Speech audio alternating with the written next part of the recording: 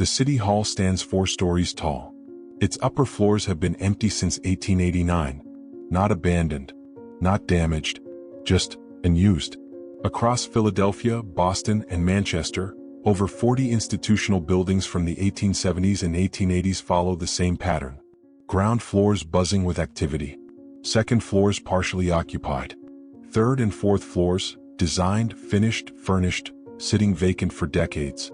The official explanation is simple: civic optimism. Cities built for growth they expected but never quite achieved at the pace predicted. But the numbers create friction. Because these weren't hopeful additions. They were baseline designs. And the upper floors weren't left unfinished, they were completed, decorated, and then not needed. This is a documentary examination of architectural patterns in late 19th century civic buildings. What follows is based on public records, blueprints, and municipal archives. No conclusions will be drawn. Only observations presented. The goal here isn't to convince you of anything, is to walk through what exists in the record and let you decide what it means. In 1878, the city of Providence, Rhode Island opened a new municipal building. 4 stories. Marble staircases. Gas lighting on every floor. Population at the time, 104,000. The building was designed to house 12 administrative departments. The first floor held the mayor's office and city clerk. The second floor housed public works and the tax assessor. The third floor contained meeting rooms for committees that didn't exist yet. The fourth floor was built as additional office space for departments the city didn't have. By 1890, the third and fourth floors were still empty. By 1920, they remained largely unused. Providence wasn't unique. The old Customs House in Portland, Maine. Built 1868. 3 stories. At the time of construction, Portland's port handled roughly 320 vessel arrivals per year. The customs office employed 9 people. The building had workspace for over 40. The second and third floors were finished with oak paneling, built-in filing systems, and dedicated office suites. They sat empty for 23 years. When asked in 1891 why the building had been constructed so large, the original architect's notes referenced anticipated commercial expansion. But the expansion had been anticipated to occur within 5 years. It took 30. This pattern appears across the northeastern United States and throughout industrial Britain. Not in 1 or 2 cases. In dozens. Birmingham's Council House. Built 1879. Designed for a municipal staff of 60. Employed 18 at opening. The Grand Rapids City Hall. Completed 1888. 4 stories. Upper 2 floors used for storage until 1941. The Bradford Wool Exchange. 1867. Trading floor on the ground level. 2 upper floors built as auxiliary office space for merchants and brokers. Population of Bradford at the time, 106,000. The upper floors were designed to accommodate a trading community 3 times that size. They were never filled. What makes this unusual isn't ambition. Cities have always built hopefully. What makes it unusual is the specificity. These weren't empty shells. They were complete, functional spaces. Rooms with doors. Desks built in. Heating systems installed. In many cases, furniture was delivered and arranged. And then left. The Detroit Public Library. 1877. 3 floors. Ground floor. Circulation desk, reading room, children's section. Second floor. Periodicals and reference. Third floor. Additional reading rooms, study carrels, and a lecture hall that seated 120. In 1880, the library's total membership was 4,400 people. The third-floor lecture hall hosted 6 events in its first decade. The question isn't whether they built it. The question is, why finish it so completely if the need wasn't there? There's a term that appears in period documents with surprising frequency: future-proofing. But the future they were proofing for wasn't 20 or 30 years away. The designs assumed the need would materialize within 5 to 7 years. It didn't. The Newcastle Civic Center extension. Finished 1863. Built to house an expanded sanitation department expected to grow from 14 employees to 55. By 1870, the department employed 19. The space for 55 had already been built. Offices partitioned. Nameplates ordered. Here's where the timeline tightens. Most of these buildings were designed between 1855 and 1890. A 35-year window. During that period, institutional architecture across the US and UK adopted strikingly similar approaches. Multi-story layouts with hierarchical floor use. Upper floors designated for expansion departments. Standardized room dimensions, roughly 14 by 18 feet per office. Identical filing systems even across countries. Central atriums with staircases built for foot traffic far exceeding actual use. The Philadelphia Customs House. The Manchester Assay Office. The Albany County Courthouse. Different cities. Different architects. Different functions. Same excess capacity. There's one more detail. In almost every case, the upper floors weren't described as future expansion in the original plans. They were described as operational floors.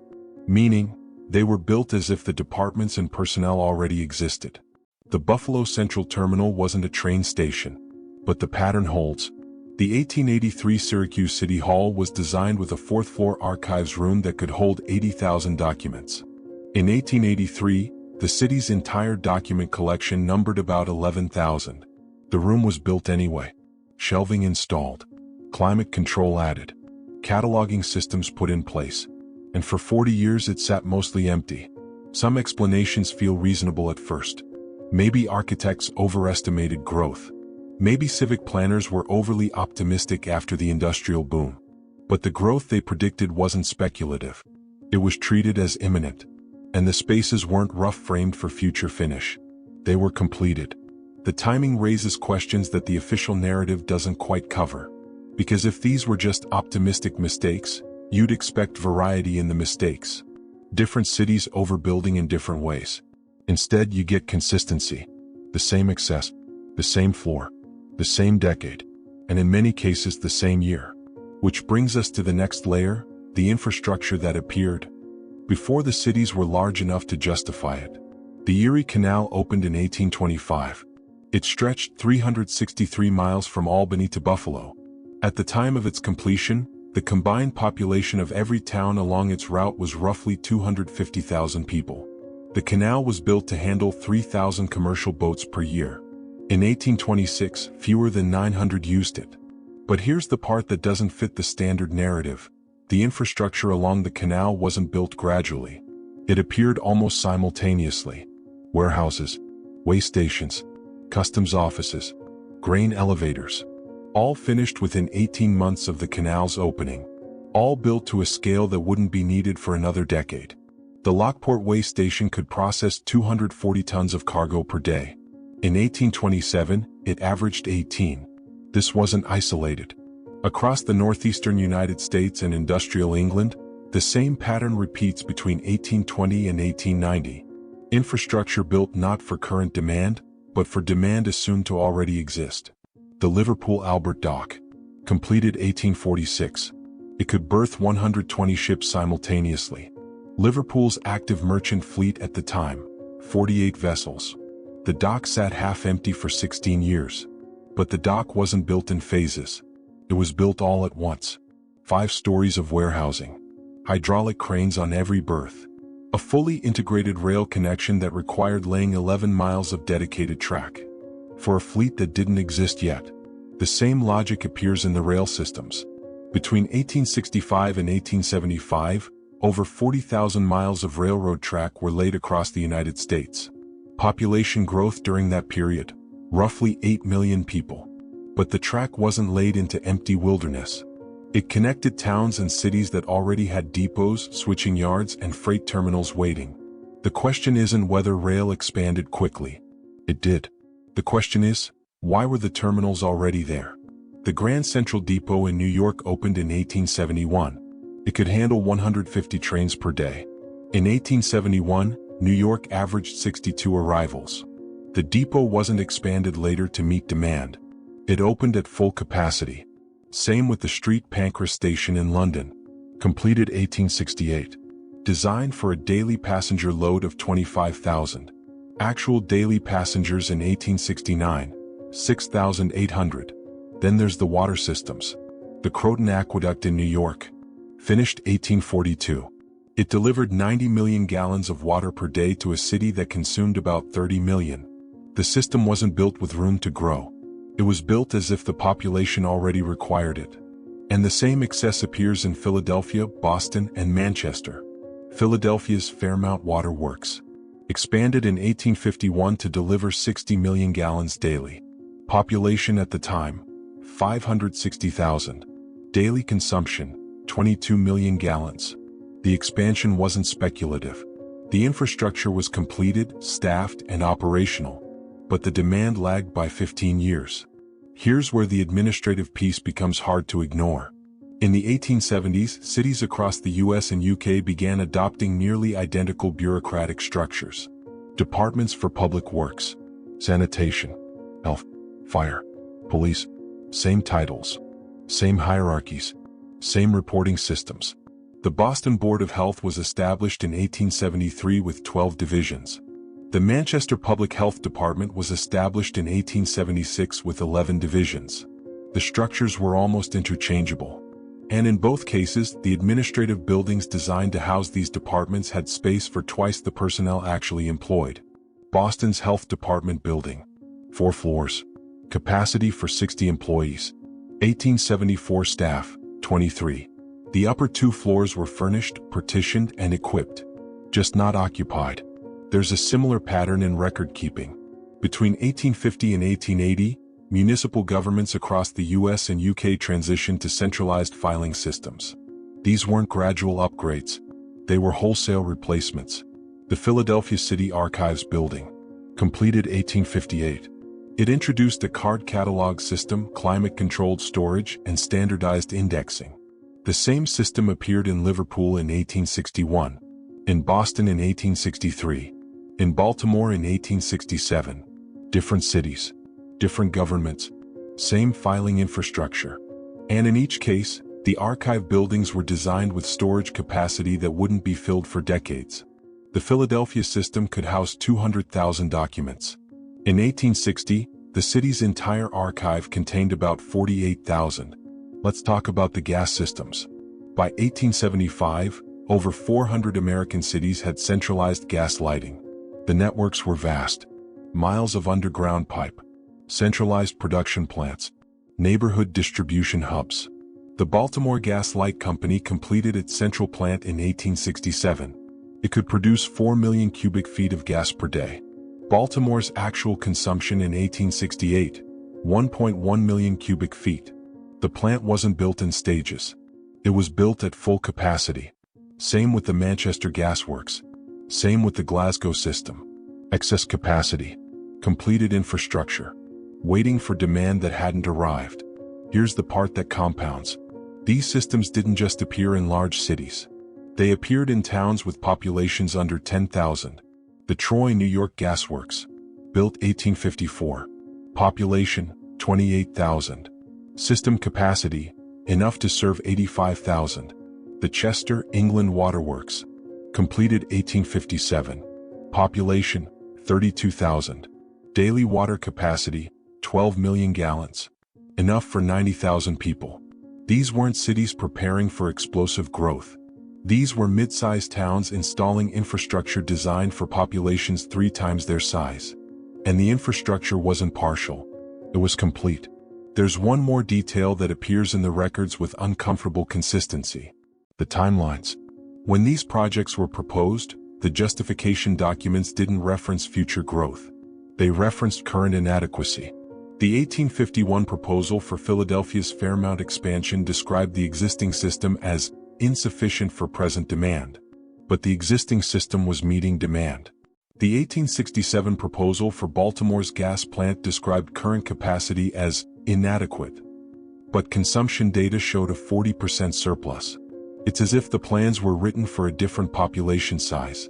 Whether this reflects bureaucratic overreach, inherited blueprints, or something else, the pattern remains. Across the US and UK between 1820 and 1890, cities built as if their populations were larger than they were. Not hoped to be. Were. The infrastructure was operational. The buildings were finished. The systems were staffed. They just weren't needed yet.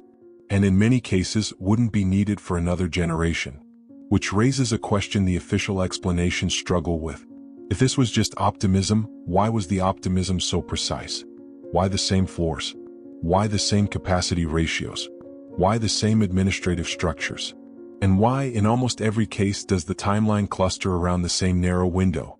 The 1860s and 1870s weren't just a period of rapid growth. They were a period of synchronized preparation. For what exactly depends on which explanation you find most compelling. The term Tartaria appears on European maps as early as the 15th century. It wasn't a single empire. It was a label, a geographic designation for the vast territories stretching across Central Asia and Siberia that European cartographers didn't fully understand. By the 1800s, the term had faded from official use. But in recent years it's returned, not as a place but as a framework. A way of interpreting the architectural and infrastructural patterns we've been walking through. There are three primary ways people approach this material. The first is conventional historical consensus, industrial optimism and poor planning. Cities overbuilt because they expected growth that didn't materialize as quickly as predicted. Architects designed ambitiously. Bureaucrats approved projects based on flawed projections. It's a reasonable explanation. It accounts for excess capacity. It acknowledges the timing. And it fits within established economic models of the industrial era. But it struggles with the precision, the synchronization, the administrative mirroring across countries that had no formal coordination. The second interpretation suggests inherited infrastructure.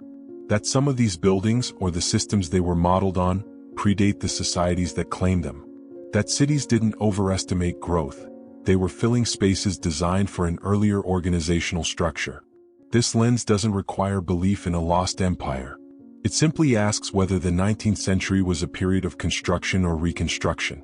Whether the institutional architecture we attribute to Victorian ambition might have originated elsewhere. And whether terms like Tartaria are less about a specific civilization and more about a gap in the record we've filled with assumptions. It's speculative, but it engages directly with the patterns. The third model is more cautious. It suggests we're seeing convergence, not inheritance. That industrial societies, facing similar challenges, arrived at similar solutions independently. That the empty upper floors, the oversized infrastructure, and the synchronized systems reflect parallel development, not coordination but coincidence driven by shared economic pressures. It's the most academically defensible position. But it requires accepting that dozens of cities across two continents made nearly identical planning errors within the same 20-year window. None of these frameworks require you to dismiss the others. They're tools, lenses, ways of organizing the same evidence into different narratives. The buildings remain. The blueprints remain. The records remain. What changes is how you interpret the mismatch between design and demand. Let's return to where we started. The year without a summer. Volcanic winter. Crop failures across Europe and North America. Mass displacement. By 1820, institutional construction had accelerated dramatically. Whether that timing is causal, coincidental, or symptomatic depends on which interpretation you apply. But the sequence is documented. And the infrastructure that emerged in the following decades was built to a scale the existing populations didn't justify. When we talk about Tartaria, in this context, we're not talking about proof of a hidden civilization. We're talking about a label for a set of observations that don't fit cleanly into the accepted timeline. Empty floors, oversized systems, synchronized bureaucracies. Tartaria becomes shorthand, not for an answer but for the question itself. Why does so much 19th century infrastructure feel like it was designed for someone else? The evidence doesn't demand belief. It invites examination. You can walk into the Philadelphia Customs House today, climb to the third floor, stand in rooms that have been finished, furnished, and waiting since 1876. You can read the municipal records, see the population figures, compare them to the building capacity. The numbers are public. The timelines are documented. What they mean is still open. Maybe cities were just optimistic. Maybe architects overbuilt because they could. Maybe the systems converged because industrial logic pointed the same direction. Or maybe the infrastructure we credit to the 19th century was, in some cases, adapting frameworks that were already there. Not inventing, reoccupying. The word Tartaria won't appear in academic histories. It's not a scholarly term. But as a narrative tool, a way of marking the edges of what we're certain about, it serves a purpose. It acknowledges that the official story fits most of the evidence but not all of it. And it leaves room for the parts that don't resolve cleanly. The empty floors, the excess capacity, the synchronized systems. The cities built as if they were already full. You don't have to choose an interpretation today. You can sit with the friction. Let the numbers exist beside the explanations. And decide for yourself whether the mismatch between design and demand is a story of ambition, inheritance, or something we haven't named yet. The buildings are still standing. The records are still accessible. And the upper floors, finished, furnished, waiting, remain.